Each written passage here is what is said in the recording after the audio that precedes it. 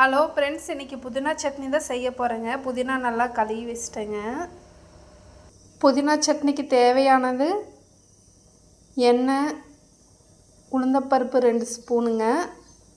நல்லா வறுத்த பிறகு சின்ன வெங்காயம் போட்டுக்கணும்.